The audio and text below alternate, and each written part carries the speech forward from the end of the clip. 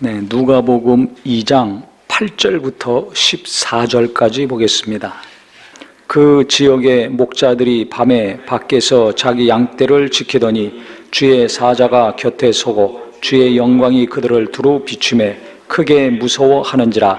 천사가 이르되 무서워하지 말라. 보라, 내가 온 백성에게 미칠 큰 기쁨의 좋은 소식을 너희에게 전하노라. 오늘 다윗의 동네에 너희를 위하여 구주가 나셨으니 곧 그리스도 주시니라. 너희가 가서 강보에 쌓여 구유에 누워 있는 아기를 보리니 이것이 너희에게 표적이니라 하더니 호련히 수많은 천군이 그 천사들과 함께 하나님을 찬송하여 이르되 지극히 높은 곳에서는 하나님께 영광이요 땅에서는 하나님이 기뻐하신 사람들 중에 평화로다 하니라. 아멘. 예수님은 밤에 오셨습니다. 오늘 성경 본문에도 있듯이 캄캄한 밤에 오셨어요. 마태복음에도 보면 동방 박사들이 별을 쫓아서 예수님께 왔습니다. 밤이죠. 밤에나 별이 보입니다. 낮에는 별이 보이지 않습니다. 제가 성경을 보면서 예수님이 왜 밤에 오셨을까? 이 생각이 갑자기 드는 거예요. 해가 뜰 때 인류를 구원하러 오신 구주시니까 해가 쫙 뜰 때 오시면 뭔가 더 멋있을 것 같잖아요. 의미도 있고. 안 그랬습니다. 해가 중천에 떠 있을 때 가장 환할 때 그때 태어나지도 않으셨어요. 해가 떨어지고 깜깜할 때 그때 오셨습니다. 밤이 되면 무섭습니다. 지금은 전기가 발전이 돼가지고 다 환하니까 괜찮지만 이 당시에 무슨 전기가 있습니까? 깜깜합니다. 무섭습니다. 집 밖에 나가면 무섭습니다. 옛날에 시골에서 화장실 가려면 방에서 나와가지고 마당을 건너야지 뒷간이라고 그랬죠. 그 화장실 가서 일 볼 수 있습니다. 그냥 밤에 무서우니까 어렸을 때는 어른이 같이 따라가야 돼요. 아이 혼자 못 갑니다. 저도 시골에는 무서워가지고 누가 같이 동행해야지 화장실 간 기억이 있습니다. 그러니 2000년 전에는 어떻겠습니까? 무섭고 외롭고 고독합니다. 춥습니다. 밤에 오셨어요. 창세기 1장에 보면 하나님이 천지 만물을 창조하실 때 태초에 하나님이 천지를 창조하시니라 1절에 말씀하고 2절에 땅이 혼돈하고 흑암이 깊음 위에 있다 그랬습니다. 흑암이 깊음 위에 있어요. 깜깜합니다. 태초의 시작은 어둠입니다. 밝지 않았습니다. 예수님이 이 땅에 오셨을 때 이스라엘의 상황이 어땠는가? 영적으로 흑암입니다. 캄캄했습니다. 오죽하면 하나님이 말라기 선지자 이후에 400년 동안 침묵을 하셨겠어요. 구약과 신약 사이에 400년의 세월이 있었습니다. 신구약 중간사라고 합니다. 선지자가 없었어요. 하나님이 직접 말씀하시다가 이스라엘 백성들이 하나님 말씀을 듣지 않습니다. 그러니까 대리자를 세워서 말씀하셨어요. 그것이 선지자죠. 근데 선지자도 핍박하고 죽였습니다. 하나님 말씀을 그렇게 듣기 싫어했어요. 그러니까 하나님이 선지자도 세우지 않았습니다. 아예 말씀을 안 하셨어요. 워낙 말씀을 거부하니까 그 말씀을 듣고 전하는 자들을 아주 핍박하고 죽이기까지 하니까 말씀할 필요가 없습니다. 그래서 하나님이 침묵하시고 400년이라는 세월이 흘렀어요. 생각해 보세요. 부부간에도 말 한마디 잘못해서 상처받고 삐진다고 그러죠. 한번 삐져보세요. 말 안 합니다. 말 잘하던 사람이 몇 시간만 말 안 해보세요. 얼마나 답답합니까? 심하면 며칠 말을 안 해요. 몇 달 말을 안 해요. 한 집에 살면서도 얼마나 속이 터지고 답답합니까? 겪어보신 분들은 알 겁니다. 어떤 사람은 몇 년 동안을 안 해요. 남자들은 성질 급하니까 그거 빨리 풀으려고 그러는데 여자들은 그거 어렵습니다. 빨리 풀지 않습니다. 못합니다. 그거 빨리 푸는 사람은 아주 훌륭한 사람이에요. 몇 시간을 말 안 하든지 몇 달을 안 하든지 몇 년을 안 하든지 말을 안 해요. 하나님이 얼마나 충격을 받으시고 얼마나 실망을 하셨는지 말을 안 하는 거예요. 그러니까 이스라엘 백성들 어떻게 했습니까? 그 답답함은 같은 식구 사이에서 말 안 하고 살 때 몇 시간, 몇 달, 몇 년 그 정도가 아니라 400년이 하나님 말씀이 없었어요. 그러니 이스라엘 백성들이 영적으로 얼마나 공고했습니까? 그 공고함, 그 답답함, 그 영적인 캄캄한 상황은 이루 말할 수가 없습니다. 바로 그때 예수님이 오신 거예요. 이스라엘이 잘 나갈 때 오시지 않았습니다. 나라는 로마의 지배를 받았습니다. 식민지 지배를 받았습니다. 지금 우리나라 대통령 선거 때문에 뭐 이런 얘기 저런 얘기 하고 싶은 얘기들 다 합니다. 애건 어른이건 누구든 다 말합니다. 주권이 있으니까 우리나라 지도자, 우리가 뽑는 권리, 주권이 있으니까 독립된 국가니까 그런 말도 하고 투표도 하고 이 사람 세웠다, 또 정당도 지지했다, 또 바꿨다, 마음대로 할 수 있죠. 주권이 없어 보세요. 남의 나라가 지배해 보세요. 말을 어떻게 함부로 합니까? 감옥으로 갑니다. 무슨 투표를 합니까? 자기 손으로 지도자를 뽑을 수 없습니다. 자기 나라를 자기들 스스로 경영해 나갈 수가 없습니다. 그러니까 그 정치적인 압박, 경제적으로는 수탈당하는 거 아닙니까? 아무리 땀 흘려 열심히 일해도 내 것 떼기 어렵습니다.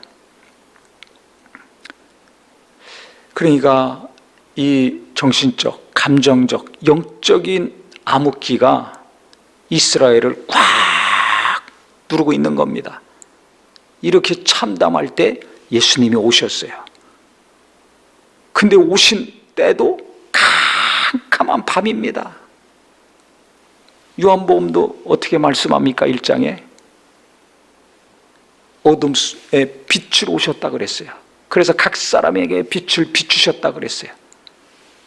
역사적으로, 시대적으로, 정치적으로, 영적으로 캄캄한 상황인데 우리도 그와 똑같이 아담의 범죄 이후로 하나님과의 관계가 끊어져서 영원히 깜깜한 상황 아닙니까?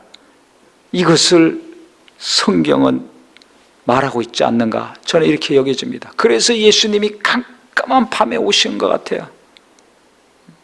왜 밤에 오셨는가? 성경에는 없습니다. 그냥 밤에 태어나셨다 기록만 있습니다. 어둠 가운데 빛으로 오신 분이에요. 깜깜한 이 세상에 빛을 비추시려고, 생명을 주시려고, 구원해 주시려고 오신 분입니다. 그래 밤에 태어난다고 저는 생각을 해요. 성경의 시작이 창세기나 요한복음이나 마태복음이나 시작이 어둠으로 시작합니다. 예수님도 입을 열어 가르쳐 가라사대 제일 먼저 말씀하신 게 뭡니까? 심령이 가난한 자 복이 있나니 천국이 저희 것이며 애통한 자 복이 있나니 저희가 위로받을 것이라 말씀하셨어요. 누가 심령이 가난합니까? 잘 될 때, 자기 자신이 잘 나가고 일이 잘 될 때 심령 가난하지 않습니다. 캄캄해요. 앞날이 깜깜해. 사업이 무너졌어, 건강이 무너졌어, 가정이 깨졌어. 그때 심령이 가난해지죠. 애통해지죠. 어둠을 먼저 언급하신 거예요. 그러니까 은혜는 언제 임하는가? 내 영혼이 깜깜할 때 임합니다. 언제 예수를 만나는가? 칠흑같이 캄캄하고 앞이 두렵고 떨리고 소망이 없고 절대 절망에 빠졌을 때 예수님 만납니다. 누구나 그래요. 간증 들어보셔서 알잖아요. 저도 언제 제가 예수를 만났는가? 살 소망이 1%도 없었을 때, 절대 절망에 빠졌을 때, 그때 예수를 만났습니다. 그 이후에도 언제 하나님의 큰 은혜가 임하는가? 심령이 가난할 때, 애통할 때입니다. 환하고 비전이 넘치고 소망이 넘칠 때가 아니에요. 소망이 하나도 없고 죽고 싶고 슬픔이 가득 차고 너무너무 절망해서 두려워 떨 때, 그때 하나님의 말씀이 깊이 임하고 하나님의 은혜가 깊이 임합니다. 그래 예수님도 처음에 말씀하셨을 때 심령이 가난한 자 말씀하시고 애통한 자 말씀하신 거예요. 그래서 우리는 예수님이 이 땅에 오신 거 너무 귀한 사건입니다. 오죽하면 천군 천사가 와서 준비하고 수정을 듭니까? 만왕의 왕이시기 때문에 그렇죠. 만주의 주시기 때문에, 하나님의 아들이 직접 오셨기 때문에 그렇습니다. 동방 박사들이 와가지고 보물을 가지고 와서 그 보석함을 열고 귀한 예물을 드렸습니다. 예수님 찾아가지고, 갓난아이인데 찾아가지고 와가지고 드렸습니다. 이것은 예수님이 어떤 분인가를 분명히 말씀하고 있는 거예요. 그런데 우리를 구원하러 오신 그분은 밤에 오셨다는 것입니다. 우리의 심령은 밤이었어요. 캄캄한 밤이었어요. 그런데 예수님이 오셔서 빛을 비춰주시고 우리를 구원해 주셨습니다. 그래서 지금도 밤이잖아요.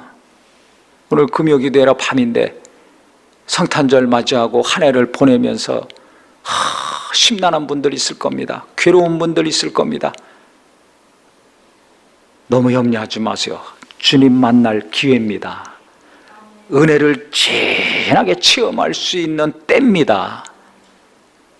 이스라엘이 가장 절망 가운데 있을 때 예수 오셨어요. 영적으로 가장 공고할 때 예수님이 구주로 오셨어요. 우리의 삶이 캄캄한 밤같이 두렵고 떨리고 코로나 때문에 앞뒤 좌우가 꽉 막혀서 한숨이 팍팍 나오고 내년에 사정이 어떻게 될까 예측할 수 없어서 두려움이 시도 때도 없이 몰려오죠. 그때 주님 만날 기회입니다. 은혜를 많이 받을 수 있는 기회입니다. 무엇인가 올해 무너지고 깨지고 박살나서 내년에는 어떻게 해야 될 것인가? 어떻게 사업을 하고 어떻게 공부를 하고 어떻게 직장을 가야 될 것인가? 내가 과연 가서 일할 곳이 있을 것인가? 나를 받아줄 곳이 있을 것인가? 어떤 경우는 너무 가진 것이 없어서 내년에는 굶지 않고 밥 2끼라도 김치 하나만 놓고 먹더라도 밥 3끼 제대로 먹을 수 있을까? 염려하고 고민하는 분들이 있을 것입니다. 하나님은 더 잘 아세요. 그분이 예수님 더 깊이 체험하고 주님은 그 사람에게 더 많은 관심을 갖고 그 가정에 함께 주실 것입니다. 오늘도 이 보세요. 본문에 목자들이 제일 먼저 예수 탄생의 소식을 천사를 통해서 들었습니다. 밤중에 일하는 사람들, 힘없는 사람입니다. 그때나 지금이나 밤늦게 육체적인 노동하는 거, 힘쓰는 거. 그 당시 밤에 이 목자는 대단히 삶의 질이 낮은 사람들이었어요. 아주 천대받는 사람들이었습니다. 대우받는 사람들은 낮에 일하고 저녁 때 집에 가죠. 일도 조금만 하고 일찍 퇴근합니다. 그런데 밤에 남들 다 집에서 가족들하고 있고 편안하게 쉬어야 될 시간에 지금 잠 못 자고 힘들게 일하는 겁니다. 지금 이 시간에도 일하는 분들 있을 겁니다. 새벽부터 밤늦게까지 일해야 먹고 사는 분들이 있을 겁니다. 남들은 우습게 보고 나도 정말 자기 스스로가 좌절이 돼서 한숨이 나오고 눈물이 나올 때도 있겠지만은 하나님이 귀하게 여기시고 지금 그 목자들, 밤에 힘들게 일하는 그 가난한 사람들, 천대받는 사람들, 무시받는 사람들에게 제일 먼저 예수 탄생의 소식을 알려주신 것처럼 주님은 이 땅에서 가난하고 소외되고 힘없는 사람들에게 큰 관심을 갖고 더 가까이 하신다는 것을 믿으시기를 예수 이름으로 축원합니다. 그러니까 어느 누구보다 내 인생은 지금 암흑기야. 아니에요. 그것이 현실이지만 그것만 보지 마세요. 내 현실이 어두울수록 내 삶이 힘들수록, 내가 하고 있는 일 안 될수록 하나님은 내게 더 가까이 하신다는 거 믿으시기를 바랍니다. 그 어느 때보다 내가 하나님의 은혜를 많이 받고 하나님의 사랑을 깊이 받을 수 있는 때라는 것입니다. 왜 예수께서 그때 오셨을까요? 왜 예수께서 그 영적으로 정치적으로 모든 면에 있어서 가장 깜깜할 때 오셨을까요? 또 태어나실 때도 왜 환한 대낮이 아니고 이른 새벽도 아니고 아침도 아니고 깜깜한 밤에 오셨을까요? 다 이유가 있습니다. 성경은 이게 우리에게 주는 강력한 메시지입니다. 네 삶이 지금 깜깜하냐? 소망이 없냐? 네 자식들을 볼 때 소망이 없고 앞날이 캄캄하냐? 걱정하지 마라. 두려워하지 마라. 내가 소망을 주겠다. 내가 생명을 주겠다. 내가 너와 함께 하겠다. 하늘에는 영광이요 땅에는 평화로다 했습니다. 내 심령에, 우리 가족들의 심령에 평화를 주시고 하나님은 영광 받으시겠다는 것입니다. 이게 하나님이 나를 향한 생각입니다. 이게 나를 향한 눈입니다. 나는 좌절의 눈으로 보지만 아니에요. 그 좌절과 고통 속에서 하나님은 희망을 주신다는 걸 믿으시기를 예수 이름으로 축원합니다. 현실만 보고 눈물 흘리지 마시고 그 눈물 가운데 주님은 나를 만나주시고 나를 회복시키시고 평강 가운데 능력 가운데 이끌어 가 주실 것입니다. 그래서 우리가 예수님 생각하면 이미 나는 예수 믿고 구원받았는데 내 삶은 왜 이렇게 힘들어? 그 예수님이 아니라 내가 어려울수록 나를 사랑하시고 내가 힘들수록 나를 더 가까이 하시고 내가 무시당하고 천대받을수록 하는 일이 안 될수록 주님은 나를 더 소중히 여기고 귀하게 여기셔서 누구보다 먼저 만나주시는 분, 목자들이 와서 천사들에게 목자들이 제일 먼저 예수 탄생의 소식을 보고 듣고 한 것처럼 주님은 내게 누구보다 먼저 가까이 하셔서 좋은 것을 주려고 하신다는 거 절대 믿기를 예수 이름으로 축원합니다. 그래서 현실은 어려워질수록 소망을 갖는 우리, 예수님을 생각할 때마다 다시 위로를 받고 힘을 얻는 심령들이 되기를 예수 이름으로 축원합니다. 기도하겠습니다.